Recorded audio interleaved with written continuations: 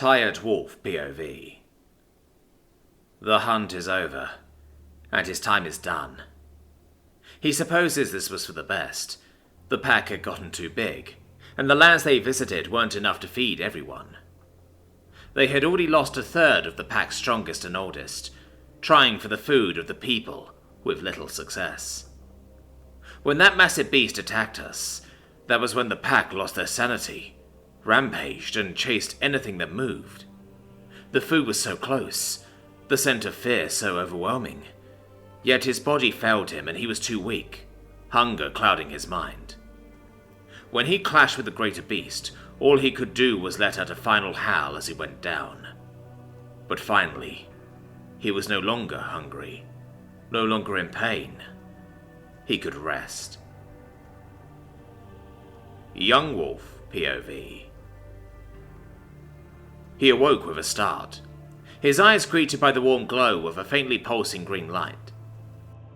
Looking around, he couldn't help but notice the intricate variety of scenes having filled the air around him.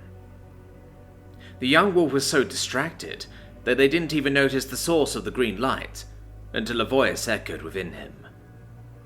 "Ah, you're finally awake. Good. I was hoping everything went well after I finished reattaching those limbs of yours. How do you feel?" "My limbs? What?" The young wolf looked startled, glancing around as they struggled in the stone sand to get to their feet. Though their stance is shaky, they stumbled down more than once. However, a realization hits him as they lick their teeth thoughtfully. "Did I say that?" "Oh, good. So you can talk, and with no training required. I wonder why. Well, that is a topic for another time. You're the remaining son of the previous leader of your roving pack. I'm almost positive you're the right one based on the memories I've gone through. I have an offer for you, since it is mostly my fault my executioner utterly demolished your entire pack. No offense." The wolf looked more perturbed than anything, as its eyes darted around before finally landing on the glowing green jewel in the center of the room. Finally, he started to collect himself as he slowly padded off the stone sand, making his way to the more solid stone pathway before the jewel on his pedestal and taking a sit down, his tail curling around protectively over his paws as he watched the glowing green gem curiously. Are you the one talking? What do you mean by an offer?" he asked, with an inquisitive tilt of his head. The wolf not entirely sure how it knows and understands these words at a fundamental level. Wait, am I dead? Is this some kind of afterlife?" the wolf asks in an increasingly distressed tone, despite his apparent confusion. Whoa, slow down there, Wolfie. One question at a time. Let's see here. No, this isn't the afterlife. Yes, you did die, but don't worry. You got better. I brought you back since it seemed you had a strong desire to keep living despite your circumstances. The voice goes quiet momentarily, before resuming with a sense of gentle confidence. My offer, if you are willing, is to come under my service. Take a name from me and guard my land. If you accept, I'll help you bring back most of your pack, those who also have the same kind of desire that you do. You won't feel hunger under my influence, and I'll provide you a territory to keep and protect so you no longer have to wander and ultimately provide your pack somewhere warm to stay in the winter. The wolf's ears drew back, anxiety and nerves getting the better of the young predator as he watched the glowing green gem. And what if I refuse? Will you just kill me again? It asked, their newly discovered voice cracking and squeaking under their nerves as they muster up their spine. The voice was silent for a good while longer, much to the bane of the young wolf's growing anxiety, as his ears went further back on his head. Finally it spoke up. As easy as that would be, no, I won't. I have a soft spot for canines like you, and there's something about you, what you are, that makes me think about someone precious to me that I haven't seen in many years. No, if you refuse my offer, I will still bring back those in your pack who wish to continue living. and I will give you all a place to stay the winter. However, you will ultimately still have to rely on yourselves for food, and you will be prohibited from wandering the entirety of my territory." The young wolf fidgets in place, letting out the slightest of whines at the two options set before him. His ears flicked as he sat a little taller, while looking into the warm swirling light within the green gem. "What about my father? You said you would return most of my pack. What about the others?" The voice echoed with a gentleness it didn't hold before, like it was trying to spare his feelings. "Your father wished to rest, as well as the rest of the older wolves." He was silent for a time before continuing. "I understand the feeling, if I'm being honest. The fight to survive and live grinds one down to the bones, especially when one bears the weight of the lives of others. It's rather impressive for an animal to have such will and determination. Again, no offense. So I respected his wish and the wish of those like him, and left them to their eternal rest."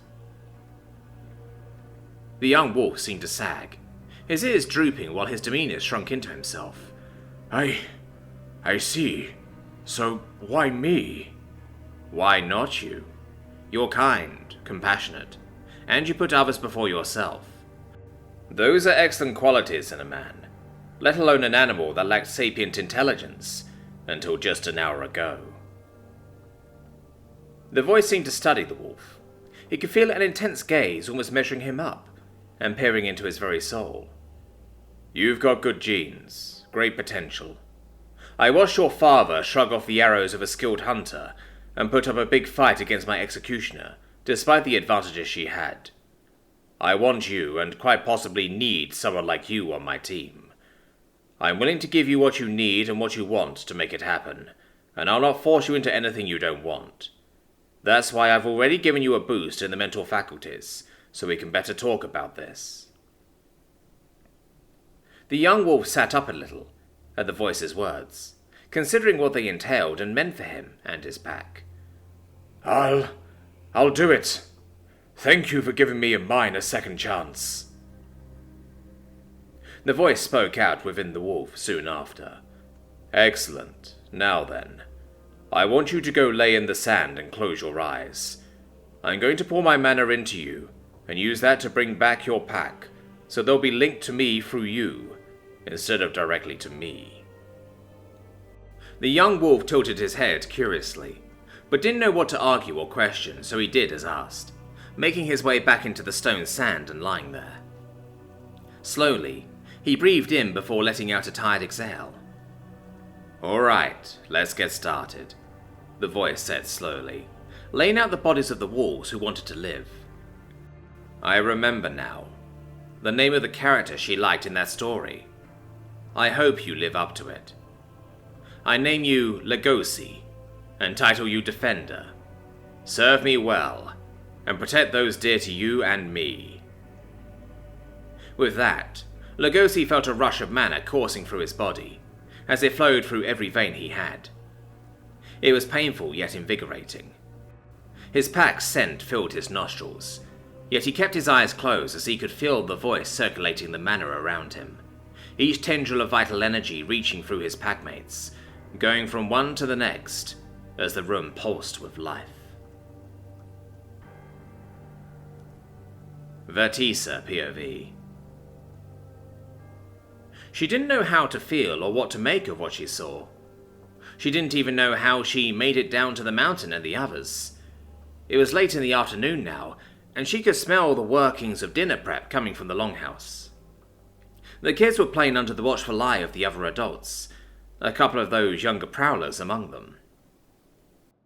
Vertisa couldn't help but feel a sense of unease watching the little beasts. She knew in her heart that they meant her no harm, but she needed to confide in someone. Clutching her satchel to her chest, she soon spotted Zassatir near the edge of their clearing, speaking with Woody as he and Twig were carving wood pieces with the smoker. She crossed the distance with hurried, quick steps, almost tripping over herself, much to the concern of Zassatir and the others as they noticed her approach. "Vertisa, welcome back. How's Cinco?" Zassatir asked pleasantly, mildly concerned about how she was carrying herself, but letting her take it at her own pace. Vertisa swallowed as she glanced at Twig and Woody, offering a passing semblance of a smile as she stepped closer to Zassatir, gingerly grabbing at his sleeve as she stood on the tips of her claws, her other hand on his chest. All the while Zassatir leaned in curiously.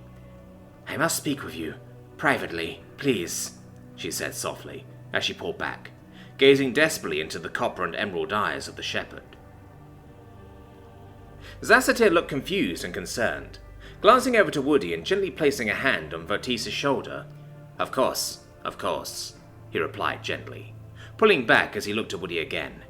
"If you'll excuse us." The beaverkin man nodded intently as he whittled another cut of wood off the piece he was working on. "Of course, Shepherd, by all means. We'll talk later." Zassatir nodded in return, Vertisa stepping away but staying close, as she allowed Zassatir freedom of movement. The two lizardkins stepping away from the beaverkin. The shepherd looked around for a few moments before heading deeper into the woods towards the river. They don't go all the way, of course, Zassatir stopping and turning to look at Vertisa curiously. "All right, I don't believe we'll have more privacy than this. What's all this about?" Vertisa pulled away, anxiously biting a nail as she paced back and forth, before looking back to Zassatir. You mentioned that Mori was just a man, a human warrior, right?" Zassatir looked vaguely surprised by the direction the conversation took, but he nodded intently as he watched Vertisa. "Yes, I've seen his memories in my dreams before Vidmori began being more mindful of them. I couldn't make much sense of all of them, but I know I got the important details. Why'd you ask?" Vertisa stopped pacing and looked over to Zassatir. "Well, I know that you asked me to keep quiet about the knights and acolytes, and I get it, I truly do, but..." She stepped closer, making her way up to Zassatir again, as she gently grabbed his shirt sleeve. "That knight, the one you said now goes by Dread, he's a wolfkin now.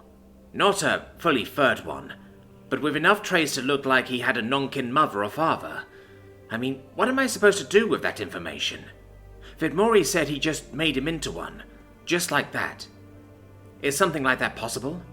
Of course it is, I just saw it happen," she rambled on, feeling and looking increasingly unhinged.